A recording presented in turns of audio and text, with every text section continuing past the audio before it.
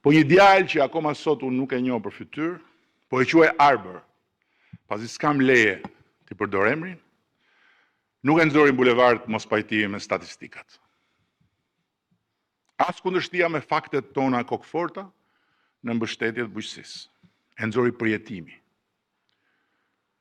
Përvoja e mungesës së empatisë në marrëdhënien e tij personale me shtetin. Ai është një fermer nga një fshat i Lushnjës, ka 8 vjet që merret me bujqësi, e nisi me 1 hektar manafera, krijoi një shoqëri bashkëpunimi bujqësor, kaloi te kajsit e një varieteti të patentuar dhe sot ka 12 hektar me kajsi. Ka lidhur marrëveshje me një kompani të madhe italiane dhe ka përgatitur një plan biznesi për 1.5 milion eurosh për të investuar në 80 hektar tokë publike në Vlorë, plan të cilin e ka çuar Ministrinë e Bujqësisë. 3 vjet priti përgjigje. 3 vjet. Priti përgjigjen, jo tokën, përgjigjen. As po, as jo. As bëhet, as nuk bëhet. Riprit. Në mesazhin e tij, Arbri shkruajti, citoj: "Nuk e di nëse jam sorr, flamingo apo korb. Jam një katunar që e dua sadopak këtë vend." Unë fola me të, po në atë pasqyrën e bulevardit Flamingove ishim plot si ai. Ku unë pash se sa e padurueshme është bërë për njerëzit mungesa e empatisë së njerëzve të shtetit. Arroganca e zyrtarëve pa gjak, që u flasin sikur të kenë karrige në vend të fytyrës, ndërkohë që fytyrën e kanë parkuar në vend të prapanicës. Dhe këtu s'po flas fare, hiç, për ata që u kërkojnë dhe lek, se pasaj është fjalim vete ky. Dua ta dëgjojnë të gjithë arbrit e atij bulevardi, se nuk janë as sorra, as korb. Ata janë flamingo. Sepse flamingo nuk është kush na jep të drejtë gjithnjë, po kushdo që na kujton të drejtën që ka për të na kërkuar llogari. Flamingot janë revolta e brendshme paqësore e qytetarit, sorrat janë balta e pështirë e sharlatanit. Flamingot janë kërkesa legjitime e llogarisë qytetare, korbat janë jargët e urrëties ekstremiste. Flamingot janë njerëzit e krijimtarisë, punës, djersës, që kërkojnë më shumë nga ky vend dhe më shumë vend në zhvillimin e këtij vendi. Sorrat dhe korbat janë dështak zemrakët politik dhe mediatik. Kemi njohur nga këta se kemi kontribuar dhe ne pra tuf njerëzit e mllefeve dhe të hakmarrjeve, që nuk duan ndërtojnë asgjë, po vetëm që gjithçka të rrëzohet. Flamingot na treguan plagën që ta mbyllim ne. Sorrat dhe korbat e kruajnë plagën që ta mbajnë sa më gjatë hapur. Flamingot kërkojnë provën e empatisë sonë.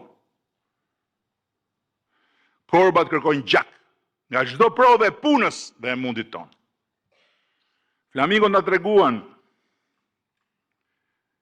dhe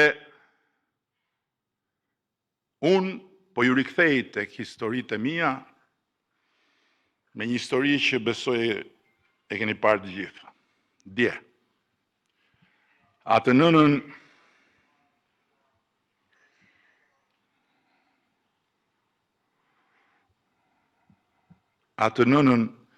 me fëmijën me spektër autik, të cilën korbat e kishin marrë me vete te parlamenti për ta kthyer në viktimën e policisë që ishte aty për të mbrojtur deputetët nga të verbrit e dhunshëm të Shqipërisë. Ne sapo e kemi dyfishuar mbështetjen për fëmijët autik. E kemi rritur mbështetjen dhe për nënat e tyre. Por ky është fakti ynë thjesht, ndërsa përjetimi i asaj nëne është krejt tjetër. Ajo mund mos jetë fare e informuar ose dhe mund të jetë e informuar për dyfishimin e mbështetjes për djalin. Por ajo nuk e ka ndjerë kurrë empatin tonë. Aty në atë fundin e atij hendekut, mes faktit tonë dhe përjetimit të vetmisë së saj dëshpëruese.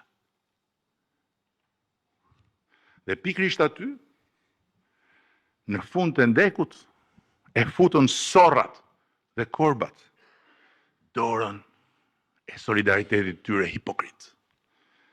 Për ta marrë me vetet e parlamenti dhe për ta abuzuar atë nën bashkë me fëmijën autik.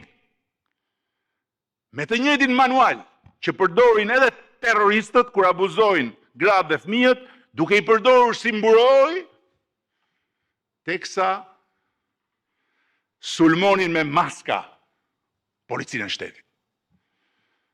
Dhe pastaj e vunë dhe përpara kameras. E përdonuan dhe e nxorën në mëxhelis për t'i qarë hallin. Dhe i kthyen lotët e saj në breshër përmes algoritmit.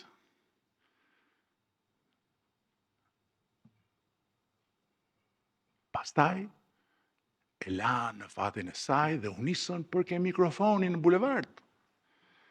Njësoj si dha skuthat e zinj që i kemi parë në përdorimin e këtij manuali, që çojnë të tjerët mish për top dhe pastaj kërkojnë solidaritet për të shkretët njerëz, duke mbajtur fjalime dhe duke kërkuar që Zoti të dënojë terroristët në pushtet në emër të viktimave të shtetit policor. Të dashur deputet dhe ministra, flamingoja mund të dalë kundër nesh në protest dhe tjetë aleati ynë natyral i kësaj epoke të re. Sorat mund të vinë edhe rrotull nesh, edhe rrotull flamingove, po në fund tek plaga e hapur bashkë me korbat e kanë shpirtin. Prandaj vija e re ndarëste e kësaj epoke të re nuk kalon mes atyre që dolën dhe atyre që s'dolën në protest, po kalon mes atyre që duan ta bëjnë Shqipërinë më të mirë, edhe me ta. Dhe që Shqipëria të jetë më e mirë edhe për ta.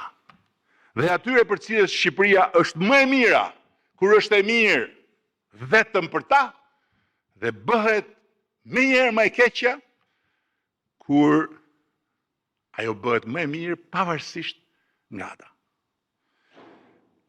Për arbrit, fermerin e kthyer në flamingo, Shqipëria po u jepte të huajve ato që administrata shqiptare nuk dënjonte as t'ia thoshte qartë, nëse mund t'ja jepte ose jo atij.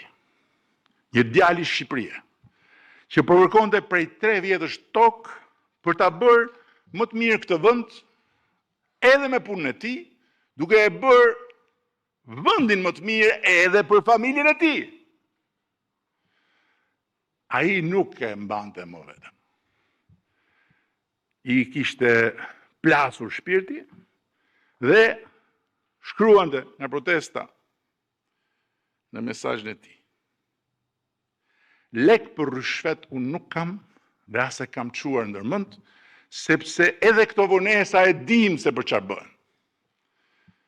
Kur fola me të, i shpjegova situatën, me procedurën, ndalimin që ne ja kemi bërë dhënies me qerat të tokave të papunuara publike në bujqësi, pasi në vitet e para të qeverisë sonë, u dhanë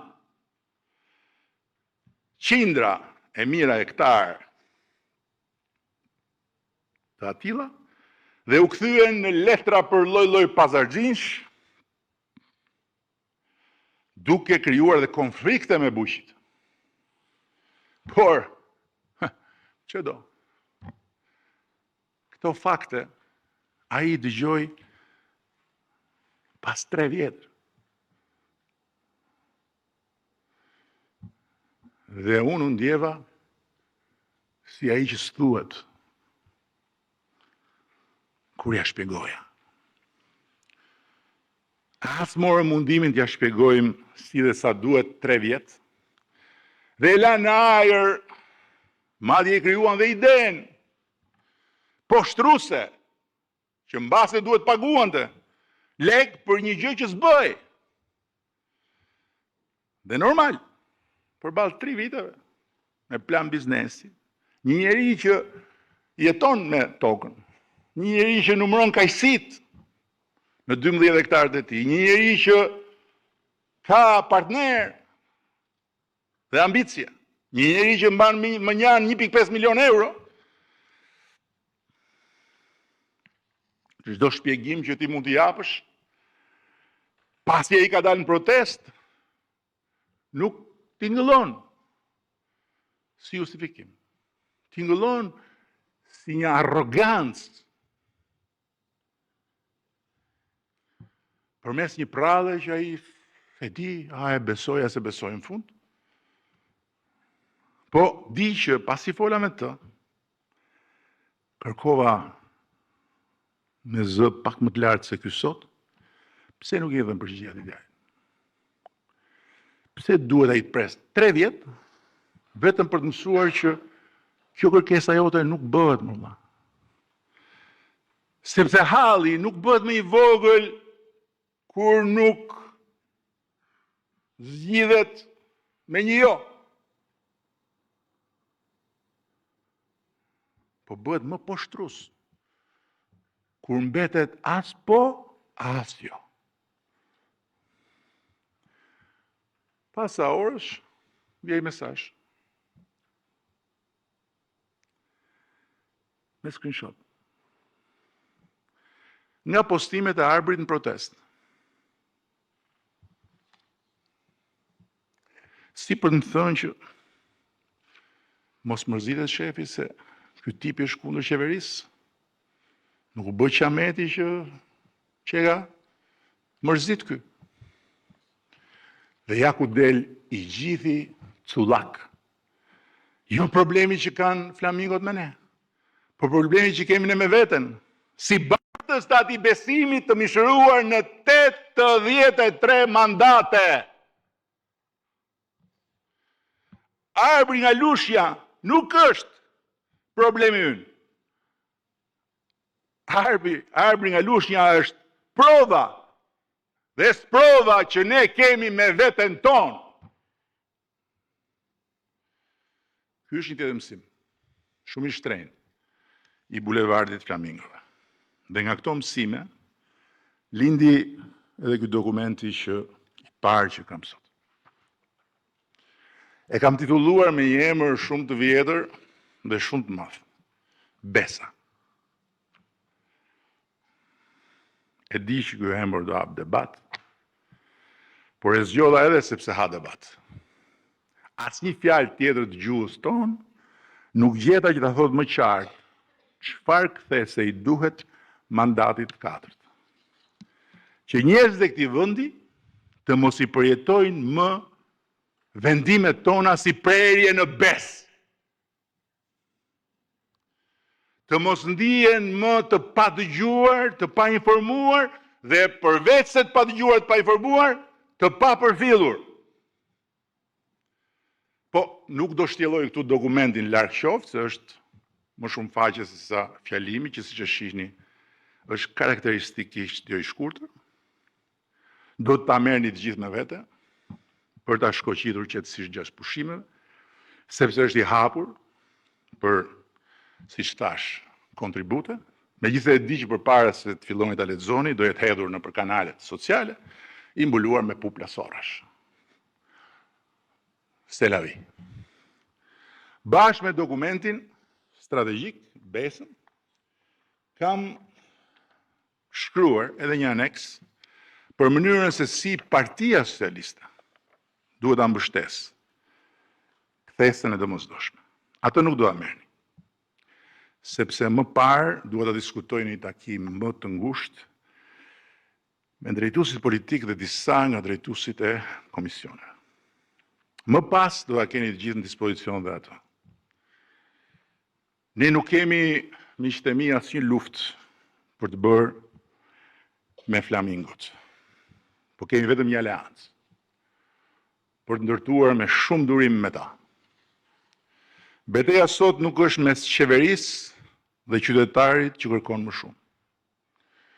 Është mes atyre që duan një Shqipëri më të drejtë, më të besueshme, më europiane, në përvojën, në përjetimin, në eksperiencën e individit zakonshëm në raport me shtetin, dhe atyre që e kanë të domosdoshme një Shqipëri të zëmëruar, të përçarë dhe pa besim të shtetit, të institucionet, të rregullat e bashkëjetesës demokratike. Atyre që i patë edhe dje të grumbulluar si një grup i vogël sorrash tek foltorja e parlamentit. Edhe pse tani bulevardi i Flamingove po dhe i sorrave bashkë i ka lënë si zogj korbit kategorisë 2. Aleanca që na duhet nuk është një aleancë që ne të heshtim kritikën. Është një aleancë për ta mbrojtur kritikën nga përvetësimi i ekstremistëve, për ta kthyer zemërimin në ndryshim, për ta kthyer pyetjen në provë dhe për ta kthyer protestën nga një çast përplasje në një test pjekurie të demokracisë sonë. Ne nuk kemi, po Shqipërisë as nuk i duhen qytetarë që të na besojnë ne me sy mbyllur. Ne kemi nevojë për qytetarë që na masin me sy hapur. Dhe më lejoni ta mbyll me 2 pyetjet që i pash të shkruara në fund mbi pasqyrën e bulevardit të Flamingove. Ku po shkon Shqipëria me këtë zhvillim? Dhe ku jam unë, njeriu i zakonshëm, në rrugën e këtij zhvillimi? Përgjigjen e pyetjes së parë do ta jap hap pas hapi. Puna e pandalshme për Shqipërinë 2030 në Bashkimin Evropian, e cila Shqipëria 2030 në Bashkimin Evropian, pra nuk është një pikë e shtuar në hartën e Europës së Bashkuar, po është një mënyrë e re jetese që sapo ka nisur të marrë formë, me paga që afrohen me ato europiane, shërbime që maten me standarde europiane, drejtësi që funksionon njësoj për gjithë, mundësi që mbajnë më shumë fëmijët tanë këtu dhe që kthejnë gjithmonë më shumë ata që kanë ikur. Ndërsa përgjigjen e pyetjes së dytë, pra ku jam unë, njeriu i zakonshëm në rrugën e këtij zhvillimi, do ta kërkojmë bashkë me njerëzit, duke nisur pikërisht nga kjo metodë, besa. Ku qytetari nuk është spektator i zhvillimit, as pengesë e tij, po është bashkëudhëtar dhe gjykatës njëkohësisht. Kur një investim pretendohet që i shërben interes publik, ne duhet provojmë çfarë punë krijon. Për kë? Çfarë të ardhurar sjell? Për kë? Çfarë garanton për natyrën, për pronën dhe drejtat, dhe në fund si ndahet fitimi? Dhe jo vetëm duhet ta bëjmë këtë, po duhet ta bëjmë me empati. Zhvillimi që nuk provohet dot pa ndodhur, se i shërben njeriut, sado i rëndësishëm dhe i dobishëm të jetë, prodhon atë që pa në bulevard. Të huajsimin e njeriut në raport me zhvillimin. Zhvillimi nuk bëhet mbi apo rreth qytetarit, po bëhet bashkë me të dhe për të. Kjo është ajo që përsëri na nxjerr jo vetëm tek faktet, por tek empatia në radhë parë. Dhe në mbyllje, 3 mandatet e para ju përgjigjen pa diskutim, dhe këtë kemi me certifikat ne, se e kanë vulosur shqiptarët, pyetjes nëse Shqipëria mund ndryshonte. Përgjigja është dhënë dhe është e pakthyeshme. Mandati i 4 do të përgjigjet një pyetje më të vështirë. A mund të bëhet ky ndryshim i qëndrueshëm, i besueshëm dhe i të gjithëve? Dhe duhet të përgjigjet kësaj pyetje me empati. Kjo është kthesa nga transformimi i vendit te besueshmëria e transformimit. Nga autoriteti që mjaftohet me pushtetin, te autoriteti që mbështetet te besimi. Nga fjala e dhënë politikisht, te fjala e kontrollueshme institucionalisht. Atyre njerëzve të zakonshëm që mbushën bulevardin, duhet i them një fjalë të fundit. Ju kam dëgjuar.